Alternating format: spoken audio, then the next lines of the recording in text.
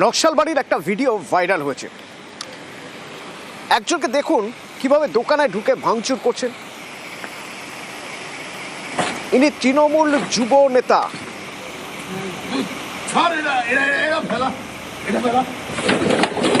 সঙ্গে আরো কয়েকজন আছেন।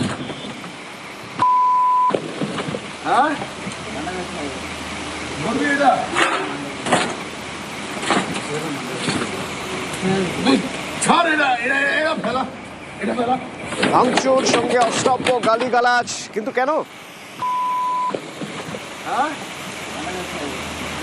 বিশ্বজিৎ আছে আমার সঙ্গে সরাসরি। বিশ্বজিৎ, কেন এই তৃণমূল যুব নেতার এই আচরণ?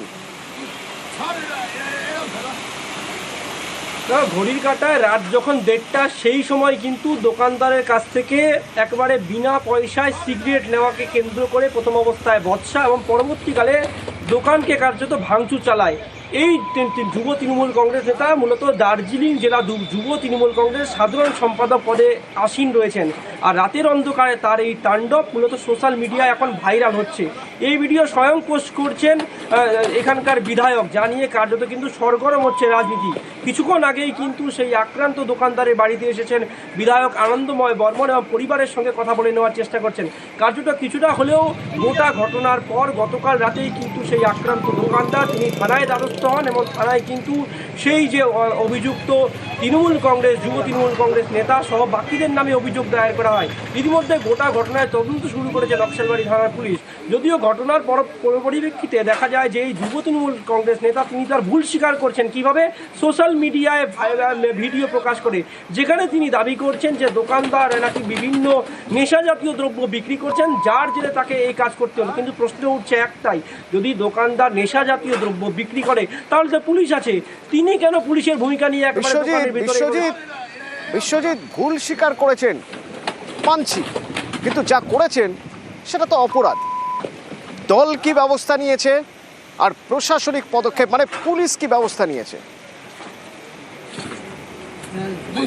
দেখো, দার্জিলিং জেলা তৃণমূল কংগ্রেসের চেয়ারম্যানের সঙ্গে কিছুক্ষণ আগে আমাদের কথা হয়। তিনি যেটা জানাচ্ছেন যে এই তৃণমূল কংগ্রেস নেতাকে কিন্তু শোকজ করা হয়েছে এবং শোকজের জবাব 24 ঘন্টার মধ্যে না পাওয়া গেলে দল থেকে তাকে বহিষ্কার করা হবে। আর অন্যদিকে দেখা যাচ্ছে যে এই ঘটনায় কিন্তু আসরে নেমেছে বিজেপিও। ইতিমধ্যে সেই আক্রান্ত পরিবারের কাছে বিজেপির বিধায়ক তিনি ঘটনাস্থলে এসেছেন। অন্যদিকে যদি জেলা পুলিশের কথা দেখা যায়, জেলা পুলিশ কিন্তু বিভিন্ন ধারায় অভিযোগ দায়ের করেছে। তোমাকে যদি ধারাগুলি বলি, বিএনএসের 329-3, 324-4, 115-2, 351-3 এবং 3-5 নং ধারা ইতিমধ্যে অভিযোগ দায়ের করা যায়। এবং দেখার বিষয় যে পরবর্তীকালে পুলিশ কি পদক্ষেপ নেয়। গোটা ঘটনায় যদি তুমি দেখো যে রাত 1:30টার ঘটনা এবং 3 দিন কেটে যাওয়ার পর দোকানদার কিন্তু বাধ্য হয়ে অভিযোগ দায়ের করলো এবং পরবর্তীকালে এই তৃণমূল যুব নেতার বিরুদ্ধে কি ব্যবস্থা নেয় পুলিশ, সেদিকে কিন্তু তাকিয়ে রয়েছেন। ধন্যবাদ।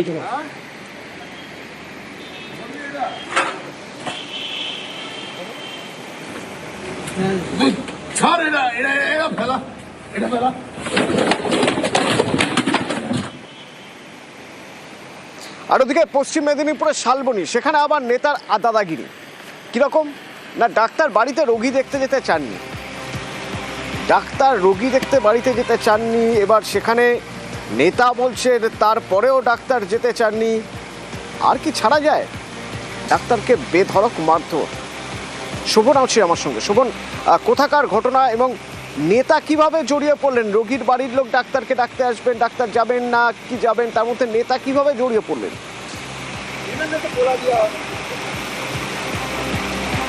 দেখো অতটা, যে রোগীর কথা বলা হচ্ছে সেই রোগী কিন্তু তৃণমূল নেতা যার নামে অভিযোগ উঠছে সেই তৃণমূল নেতার সম্পর্কে কাকি হয় এবং তিনি দীর্ঘদিন ধরে অসুস্থ অবস্থায় ছিলেন। এবং গতকাল অর্থাৎ সোমবার যখন তার শারীরিক অসুস্থতা আরও বাড়াবাড়ি হয়, সেই সময় কিন্তু এই তৃণমূল নেতা এবং তার পরিবারের লোকজন স্থানীয় যে গ্রামীণ চিকিৎসক ছিল নিখিল কুমার ঘোষ তার বাড়িতে যান। তার বাড়িতে গিয়ে তাকে আসতে বলেন ওই তৃণমূল নেতার বাড়িতে সেই রোগীকে দেখার জন্য। কিন্তু যে গ্রামীণ চিকিৎসক তিনি সেটা জানান যে তিনি করোনার সময়কাল থেকেই কিন্তু তিনি লোকের বাড়িতে গিয়ে অন্যের বাড়িতে গিয়ে রোগী দেখা বন্ধ করে দিয়েছেন এবং তিনি বাড়িতেই রোগী দেখছেন। তিনি সেই তৃণমূল নেতাকে বলেন যে রোগীর কথা বলা হচ্ছে সেই রোগীকে তার কাছে নিয়ে আসা হোক, তাহলে তিনি দেখবেন। কিন্তু এর পরেই কিন্তু যে তৃণমূল নেতা চটে যান এবং তিনি রীতিমতো তাকে মারধর করেন বলে অভিযোগ, এবং মারধর করে তাকে সেখান থেকে বাড়ি থেকে তুলে নিয়ে গিয়ে কিন্তু নিজের বাড়িতে নিয়ে যান সেই রোগীকে দেখার জন্য।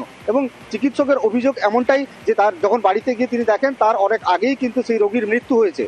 অর্থাৎ যে অভিযোগ উঠছে, মারধরের অভিযোগ উঠছে চিকিৎসককে, সেই চিকিৎসক কিন্তু ইতিমধ্যেই লিখিত অভিযোগ থানায় দায়ের করেছেন শালবনী থানায় এই তৃণমূল নেতা অর্থাৎ শালবনীর সঙ্গে কি বলছেন তিনি, শুনি।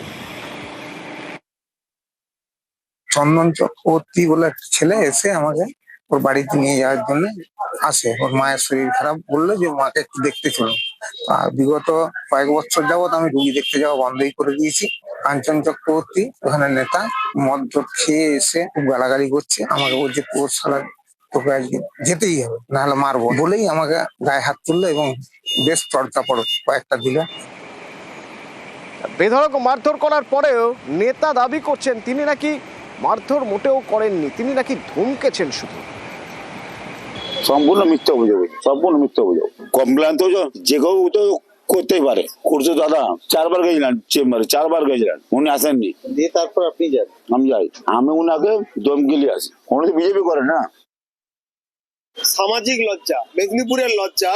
একজন ডাক্তারের উপরে তৃণমূলের নেতা পরিকল্পিতভাবে তাকে হামলা করা হয়েছে, তার উপরে তাকে মারধর করা হয়েছে, অথচ তিনি কমপ্লেন করেছেন শালবনী থানায়। এখনো পর্যন্ত কাউকে অ্যারেস্ট করা হয়নি। স্পেসিফিক কাঞ্চন সহ যাদের বিরুদ্ধে অভিযোগ ডাক্তারবাবু এনেছেন লিখিত ভাবে, তাদেরকে অবিলম্বে গ্রেপ্তার করতে হবে, দৃষ্টান্তমূলক শাস্তি দিতে হবে।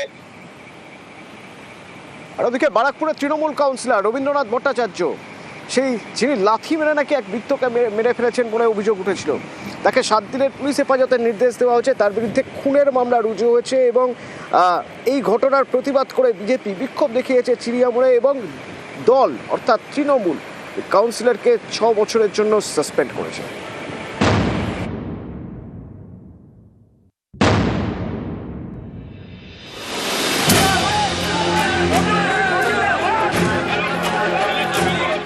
বারাকপুরে প্রতিবাদী বৃদ্ধকে মারধর, তৃণমূল কাউন্সিলরের মারে বৃদ্ধের মৃত্যুর অভিযোগ। এ নিয়ে সোমবার পথে নামে বিজেপি, বারাকপুরের চিড়িয়ামোড়ে বিক্ষোভ দেখায়। রাস্তায় বসে পড়েন বিক্ষোভকারীরা, ব্যাপক উত্তেজনা তৈরি হয়।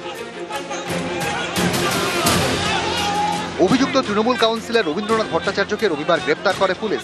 এদিন তাকে বারাকপুর আদালতে পেশ করা হয়। আদালত চত্বরে পৌঁছে যায় বিজেপির মিছিল, সেখানেও হাওয়া গরম হয়ে ওঠে। পুলিশ ও বিজেপি কর্মীদের মধ্যে ধস্তাধস্তি শুরু হয়ে যায়। রবীন্দ্রনাথ ভট্টাচার্যকে ইমিডিয়েট ফাঁসি দেওয়া দরকার, একদম বিচার করে। আর দ্বিতীয় কথা হলো ওর যত সঙ্গে সাঙ্গপাঙ্গ যারা ছিল তাদেরকেও গ্রেফতার। পরিবারের সঙ্গে কথা হয়েছে, তাদের বাড়ির লোকের সঙ্গে কথা হয়েছে, তাদের ফ্যামিলি ফ্রেন্ডদের সঙ্গে কথা হয়েছে, কিন্তু ওরা ভয় পাচ্ছে, পুলিশ ওদেরকে দেখে ভয় জানায়। উত্তর বারাকপুর পুরসভা 23 নম্বর ওয়ার্ডের মনিরামপুর এলাকার বাসিন্দা তুলসী অধিকারী, বয়স 81। তার বাড়ির পাশে একেবারে গা ঘেঁষে 4 তলা বিল্ডিং তৈরি করা হচ্ছে বলে অভিযোগ। পরিবারের দাবি, বছরখানেক আগে পুরসভায় এ নিয়ে অভিযোগ জানান বৃদ্ধ। সম্প্রতি পুরসভায় লিখিত অভিযোগ করেন বৃদ্ধের ছেলে। রবিবার এ নিয়ে তুমুল অশান্তি বাধে। এলাকায় একটি চায়ের দোকানে বসেছিলেন হেমন্ত অধিকারী, সেখানে হাজির হন তৃণমূল কাউন্সিলর রবীন্দ্রনাথ ভট্টাচার্য। পুরসভায় নালিশ জানানোয় হেমন্তকে চড় থাপ্পড় মারেন। ঘটনাস্থলের কাছেই হেমন্তর বাবা তুলসী অধিকারীর ইলেকট্রিকের দোকান। ছেলেকে বাঁচাতে তিনি চায়ের দোকানে যান। কাউন্সিলরের সঙ্গে শুরু হয় কথা কাটাকাটি। অভিযোগ, তখনই বৃদ্ধকে পরপর 2 বার লাথি মারেন কাউন্সিলর। ঘটনাস্থলে লুটিয়ে পড়েন তুলসী অধিকারী। বারাকপুর ক্যান্টনমেন্ট হাসপাতালে নিয়ে গেলে বৃদ্ধের মৃত্যু হয়। পরিবারের নালিশে গ্রেপ্তার করা হয় তৃণমূল কাউন্সিলরকে। রবিবার রাতে নিহতের বাড়িতে যান বারাকপুরের তৃণমূল সাংসদ পার্থ ভৌমিক। অভিযুক্ত কাউন্সিলরকে তৃণমূল থেকে 6 বছরের জন্য সাসপেন্ড করা হয়েছে। স্থানীয় কাউন্সিলর কেন ব্যক্তিগতভাবে জড়িয়ে পড়লেন, এটা অতি অবশ্যই দলের কাছে সঠিক ধারণা পোষণ করছে না, এবং দল সঠিক ধারণা পোষণ করছে না বলেই রবীন ভট্টাচার্যকে 6 বছরের জন্য দল থেকে সাসপেন্ড করছে। এবং প্রশাসনের মতো প্রশাসনিক ব্যবস্থা গ্রহণ করবে, আইনের পথে চলবে। তারা যেটা নিয়ে প্রতিবাদ, সেটা যদি আমাদের মিটে যায় তা আমরা তাহলে সেটা নিয়ে জানবো। আমরা জানবো আমার বাবা এটাই আশাপূর্ণ হয়ে গেল। কনস্ট্রাকচার করতে দেবো না এখনো পর্যন্ত। আমরা যদি এখনো লড়ে যাবো কনস্ট্রাকচার যে না দেবে, এটা দিলে তার বাবা চলে যাক, কিন্তু আমরা চেষ্টা করছি তার কনস্ট্রাকচার না। আপনারা খুশি? আমরা তো অনেকটাই খুশি। আজকে কাউন্সিলর লাথি মেরেছে কলকাতার অনতি দূরে, তার জন্য এটা নিয়ে চর্চা হচ্ছে। কিন্তু 2021-এর নির্বাচনের পর 56 জন বিজেপি কর্মীকে খুন করা হলো, 27 জন মহিলা গণধর্ষিতা হলেন। ভোট পরবর্তী হিংসায় সিবিআই তদন্ত হচ্ছে, পুলিশ সহযোগিতার পরিবর্তে সাক্ষীদের হস্টাইল করছে, প্রমাণ লোপের কাজ করছে। এখন কাউন্সিলর পেটে লাথি মেরে ফেলছে, এরপরে ক্যাবিনেট মন্ত্রী আরো কারো পেটে লাথি মেরে ফেলবে। ব্যারাকপুরের কাউন্সিলরের বিরুদ্ধে যে অভিযোগ, সঙ্গে সঙ্গে ব্যবস্থা নিয়েছে তৃণমূল কংগ্রেস, তদন্ত করছে পুলিশ। বিজেপি বড় বড় কথা বলছে, তাদের উন্নাও, হাতরাস, প্রয়াগরাজ থেকে শুরু করে একের পর এক গণহত্যা, গণধর্ষণ, পুড়িয়ে মারা। দল অনেক বড়, সমাজ অনেক বড়, কোথাও কোনো বিচ্ছিন্ন ঘটনায় কেউ জড়িয়ে পড়লে দল এক মুহূর্ত রেয়াত করেনি, ব্যবস্থা নিয়েছে। দেখান না আপনারা, আপনাদের যাদের বিরুদ্ধে অভিযোগ নিয়ে উঠেছে সে দল কি ব্যবস্থা নিয়েছে। বারাকপুর থেকে অরুণ ঘোষ, নিউজ 18 বাংলা।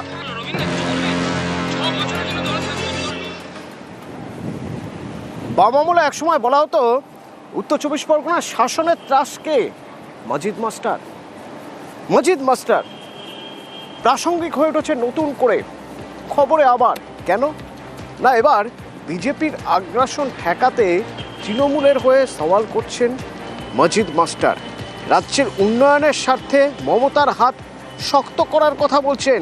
এমনকি যে সিপিআইএমে তার বারবারন্ত, সেই সিপিআইএম সম্পর্কেও এখন ভিন্ন মত পোষণ করছেন। সাম্প্রদায়িক আঁতাতের অভিযোগ করছেন, বলছেন নীতিভ্রষ্ট সিপিআইএম। বিজেপিকে যারা প্রতিহত করবার চেষ্টা করবে, আমি তাদের সেই কাজকে সমর্থন করব। মমতা ব্যানার্জি বিজেপির বিরুদ্ধে প্রতিবাদ জানাচ্ছেন, তাকে প্রতিহত করার জন্য চেষ্টা করছেন তার আদর্শ মতো। আমি এটাকে সমর্থন করি। 26 সালে আমি বিজেপিকে ঠেকাবার জন্য, বিজেপি যাতে ক্ষমতায় না আসতে পারে, সেই জন্য আমার ভোটটা যে জিতে বিজেপিকে ঠেকাতে পারবে এমন দলকেই দেবো, সেটা হলো তৃণমূল কংগ্রেস। এর আগেও কি সমর্থন করেছেন?